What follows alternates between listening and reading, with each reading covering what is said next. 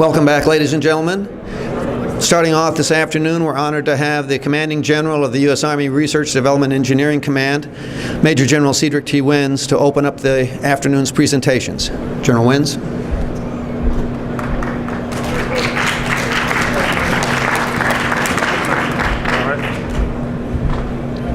How's everybody? Good to have you here at the Innovators Corner. I think this is our second year. We've actually moved to the middle of the convention center, so that's good to be. Last year we were like way in the deep corner, and so we didn't get an opportunity to show folks some of the neat stuff that our scientists and engineers are working across the entire S&T enterprise, and that's not just RDECOM. We've got teammates from the engineer side, teammates from the SMDC side, and the medical community as well. So it's great to be here. It's great to be a part of AUSA and to be here at the Innovators Corner with you all. Just wanted to make a few comments since we're rounding out the completion here, last day of the 2017 AUSA conference, and it's been a fantastic week for me, obviously, because I've had an opportunity not only to see some of the great work that our folks are doing, but some of the efforts and hear about some of the efforts that we're doing collaboratively with our industry partners. And so that's very important. It's one of the things that we've been talking about. It's one of the things that's highlighted in our campaign plan. It's one of the things that is going to allow for, I believe, speed of innovation. So it's great to be a part of that. I think some of the things that you all have heard this week in reference modernization and how we modernize the force is all about securing readiness for the Army and being able to respond to not only near-term threats with the delivery of the right technology that leads to capability, but also those midterm and far-term threats. So we got to be focused on not only the near term, because the near term is all about readiness and the potential adversaries that we might face, but it's also about readiness of the future force. And so that's important to the Army's leadership, and we are going to be the engine that makes that happen, either as an organization or collaboratively, and so it's extremely important. The Chief of Staff, if you all were in some of the different bigger sessions, the luncheon or the congressional breakfast that took place, you heard both the Secretary and the Chief talk about and setting a new course for modernization. And that new course is intended to give us focus and to highlight and focus on the most important capabilities for the Army and highlight the importance of getting capability to the warfighter faster. And so I just want to take a moment to thank everyone for your contribution and how you support the Army in these efforts. As we move forward, it's going to be critically to have you on board, have you all understand the focus and direction that we're going in so that we can deliver the right capability.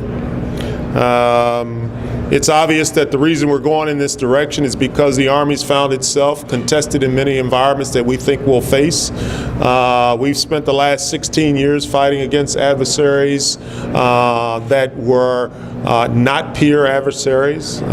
These were counterinsurgency type operations, counterinsurgency type fights, where we had to work just very, very basically in doing those very, very fundamental things that you have to do, building partnership capacity and working by, with, and through our partners, our international partners, our international friends to bring about success. But while we've been doing that, our other potential adversaries, those that are peer or near peer, and those that are competitors in various different spaces, they've been watching and they've been learning.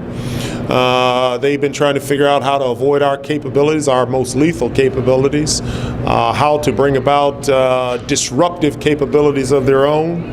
And so we now have to pivot and adjust to begin to regain overmatch in those areas where we've lost overmatch. Our folks in TRADOC, our friends in TRADOC, they are the ones that are describing the current and the future environments that we'll find ourselves operating in. Those future environments are often based on fighting in urban terrain, dense urban environments, running the risk of having to do things such as subterranean ops, and those are areas that, in the past several decades, we've never had to face threats that presented themselves in those types of environments. So we've got to be thinking about how we adjust and how we make the adjustments to bring on the right type of capability. And so it's going to be important for the S&T community to think about how we partner and team and collaborate. Okay, we have to approach this as a team. I'm a former athlete, and I was always led to believe and always taught that there's no I in team. So we have to be thinking about common solutions for the Army and how we get there as a team. And it doesn't matter to me who gets credit for it. I think in the end, when we save lives and we preserve the freedoms of the nation, we all get credit for it. So that's what's important. We've got to collaborate with industry. We've got to work with folks in academia to bring about solutions. And we've got to work to expedite bringing on innovative capabilities for the Army. We've got to present the soldier with the right type of technology that he can go out and be effective with it.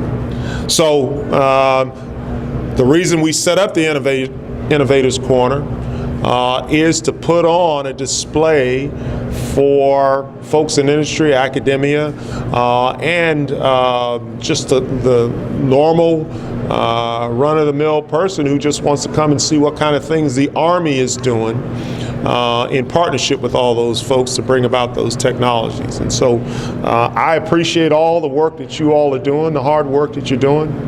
I appreciate the effort that you're putting into getting on board with our campaign efforts. Those campaign efforts are intended to focus us and give us the right set of direction, and that right set of direction is about getting to the Army priorities that have been described by the Secretary of the Army and the Chief. And so there's a lot of different areas that you all are far more qualified to speak on than I am, and so once I get off the stage here, you'll have an opportunity to hear a few of those very, very highly qualified people who can come in here and describe for you some of the various different technologies that we're going after. But we appreciate your partnership. We appreciate your buy-in to the efforts that we're trying to make. The solutions are going to come from many different circles, and so we're counting on each and every one of you all to be a part of that. So with that, I'll stop talking, and if there are any questions that anybody wants to ask, I'll take a few questions, and if not, I'll get off the stage and let the real talent get up here and start talking about what they're doing. Okay? Any questions? Yes, ma'am.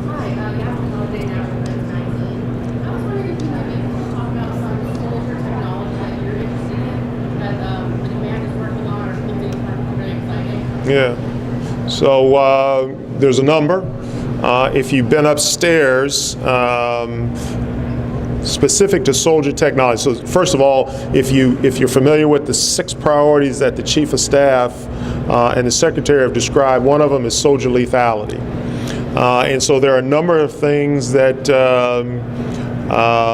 our NSRDEC folks, our Natick soldier folks, are working on that are designed to help with human performance. And so one of the interesting things that they're working on is the development in partnership with the special ops community is the exoskeleton. So that's one of the neat technologies from a soldier lethality perspective. But there's other things that go into soldier uniforms. There's things that go into the ability to generate power on board for a soldier. So there's a lot of neat technology in that soldier area. If you think about some of the other areas they talked about, so long-range fires, there's capability that we're looking to do to extend the range of our long-range precision fires, both in terms of our cannon artillery systems and our rocket artillery systems, and to give increased precision. We talked about that as well up in the Warriors Corner. some of our platforms that are designed to give active protection to the soldier, both in our ground platforms and our air platforms, is increasingly important. There's a lot of things. I think with the many different areas that we're working to deliver technology for the soldier, what we now have an opportunity to do is focus our efforts. And so we'll focus on those 6 areas that the Chief and Secretary of the Army described. Some of them have an immediacy to them to deliver technology quickly because of the threats we face. Okay? You're welcome. All right. Any other questions? Okay. Let's get a real expert up here and they can talk to you about some of the neat things that they're doing. Thanks a lot.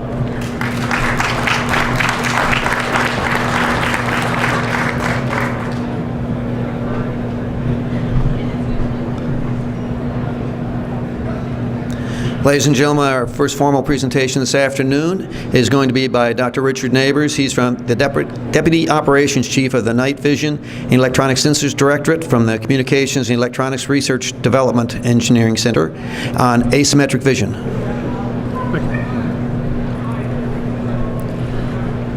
Hello there. Thank you for the opportunity to speak with you today. As was just stated, my name is Richard Neighbors.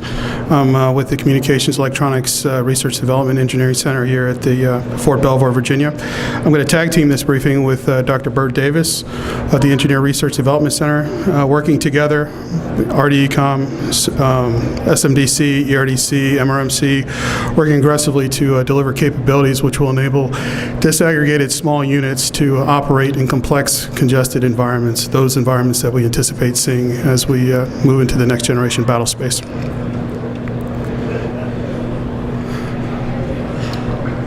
So the brand, if you will, the term of reference is called asymmetric vision decide faster.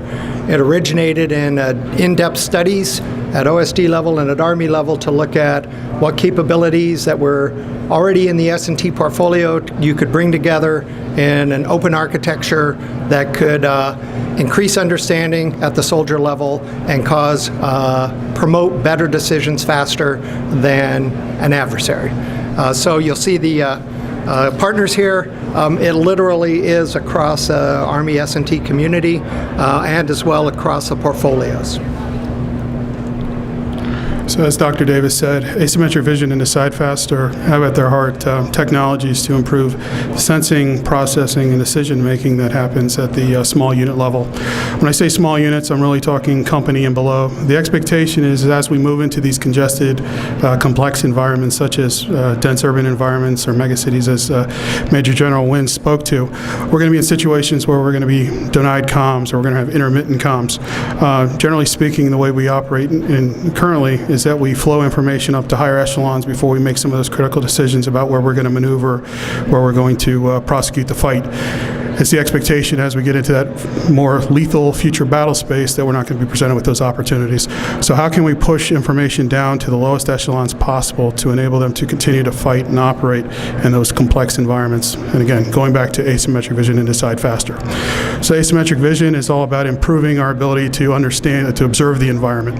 So the sensing and the sensors that are required, that are necessary to gain some sort of understanding or perception of the battle space is really what we're looking at with asymmetric vision. The decide faster pretty much asks this question. Say you've bought back all the field of view lost in a dense urban environment, all the line of sight that's gone away, and you're under a mountain of data. What do you do with it, and how do you get it to the decision maker in a way that is not drowning in data sets and data flows? And so Decide Faster is a research that looks into providing just the right piece of information that aids understanding, jives with intuition of the warrior at the right time at the point of need. So this should give you some insights into different types of technologies that we're looking at as a part of the asymmetric vision decide faster concepts. It's important to note that asymmetric vision and decide faster are closely nested with the Chief of Staff of the Army, the Acting Secretary of the Army's priorities for modernization. What we're looking at with asymmetric vision and decide faster will hopefully enable the next generation combat vehicle, the concepts for future vertical lift, absolutely soldier lethality, and many of the other modernization approaches that are being sought. If those are the pillars that we're built on, we see ourselves as being some of the mortar and some of the integration that happens between those concepts. So with that said, I'll bring to your attention a few specific technologies that we're looking at where we're heavily leveraging the efforts of industry. So if you look at miniature displays, we have requirements within the Department of Defense, within the Army, for heads-up displays, small heads-up displays, something that you would think would be analogous to Google Glass, but unfortunately Google Glass doesn't necessarily have the brightness that we need in daytime environments. It's also not rugged. It draws a lot of power that we may not have in these environments that we're going to operate in. So as we move along and work with industry, we've got to get those small freeform, low-cost freeform prisms into a place where they're rugged, that they can meet the requirements of our soldiers. Another area that we're looking at is advanced training and simulation technologies. So dense urban environments pose some really unique challenges from a training perspective, meaning there are all sorts of trainers out there for operating in complex environments, but the types of environments that our soldiers are going to encounter, where you're discriminating friend from foe, you're in places that you've never been. These aren't things that we want our soldiers to encounter the first time they go into the battle space. We want to develop training mechanisms and training tools that actually allow our soldiers to be in that space virtually before they go there, so when they actually hit the ground, they can hit the ground running and again, prosecute the fight quickly. So I'll just touch on a couple. Earlier today, you saw a presentation on three-dimensional terrain, what that looks like, how intuitive that feels. All you really need to see is one of those videos and moving around what 3D terrain looks like. You can understand that that's an intuitive thing. Unfortunately, that's rather dense, and so where the research is going there is to boil it down to wireframes where you can have a significant built-up area and information packets that are emailable, for example, would be one long-term goal. What do you do with that? So the next one I'll touch on that it's a potential game changer we call augmented reality situational awareness and targeting. And that addresses this. We know we can put things on displays, helmet-mounted displays, vehicle displays, and so forth. But look around you today, notice the teenagers. Looking at screens slows you down. And in a disaggregated warfare concept where movement is critical, not only for maneuver but for survivability, screens can't slow you down. Screens have to make you smarter and faster. And so a lot of work going on with Army Research Lab and NSRDEC on what augments cognition, what detracts from cognition, what stuff is on the screen, if anything, all the time, what stuff are just glimmers on the screen to spatially orient you, and so forth. So augmented reality is the idea that through training, rehearsal, and right into ops, the key information that's going to continue to support the warrior making better decisions faster is what we're after there. So not just displays, but what you put on those displays. Just to add one more to the equation is multifunction sensors. We go into battle typically with a sensor that performs one function. The idea is that as we move into this battle space, which is undetermined and variable, etc., we need to develop capabilities that enable our forces to adapt on the fly to what they're encountering. So again, with these multifunction sensors, we anticipate being able at one point to mitigate the effects of brownout, while a few seconds later having that same sensor provide a hostile fire detection capability. This chart walks through what we refer to as the technology concept areas, and we feel this is the way that we're hoping to continue our engagement with industry. We within the Army don't prescribe to the we built it here, we have to stick with what we've come up with. The only way we're going to achieve these capabilities are through active engagements with industry, academia, and the other services. So rather than getting down to specific technologies, what we've come up with are technology concept areas to help you better understand where we're looking for and where we hope to be going. So if you look down this list and these definitions, there's probably a good percentage of the booths out there in both display halls today that you might think touch on this, and you're right. The key is almost a cultural change in Army S&T to integrate at earlier, lower technical readiness levels. We already have a consortium, an integrated product team across all the labs, all the portfolios, and we're talking about integration demonstrations as early as technical readiness level 4, perhaps even lower, and this is ongoing. Without industry, though, we'd just be not completing the solution. So we're proud to announce that we are going to be having an industry day in the 13th and 14th of December. It's our aspiration at this event to provide as much detail as we possibly can to industry on the capabilities we're hoping to achieve, but we don't want to bind you too much to a specific solution. We're hoping that industry can come to the discussion with information describing novel capabilities that we may not be tracking, which we can incorporate into the capability set, and which could possibly mitigate our having to make investments in areas that you've already made some great strides in. So this information on the Asymmetric Vision Decide Faster Industry Day is available on FedBizOps. Dr. Davis and I encourage you to check out FedBizOps, look for the information on the industry day, and please, if you're interested in participating in this activity, which we anticipate going over many years, please sign up to brief us, and we'll be happy to brief you at this occasion as well. I think we're good. At the Industry Day and other events that we have, we dive in a lot deeper, and so there you go. I think we're done. So are there any questions?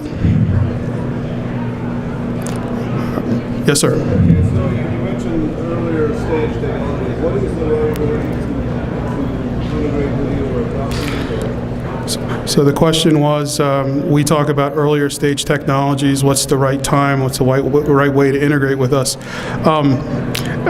White papers, respond to our RFIs for your situational awareness. We're constantly putting requests for information out there. Forums such as this, our industry day. It's our hope to establish at some point an industry Army group that will get together on a regular basis to talk about what industry is doing, talk about what we're doing within the Army to ensure, again, we're not wasting our resources, that we're taking advantage of the capabilities that exist within industry. So again, initially, reply to those RFIs, support the industry day, and then as we stand up this activity to go ahead and create this industry government consortium, please sign up. We're not going to limit participation. Let me add to that, this would be the first of an annual event, probably going through 2023, 2024 kind of time frame. Any other questions? Well, thank you so much for your time. Take care.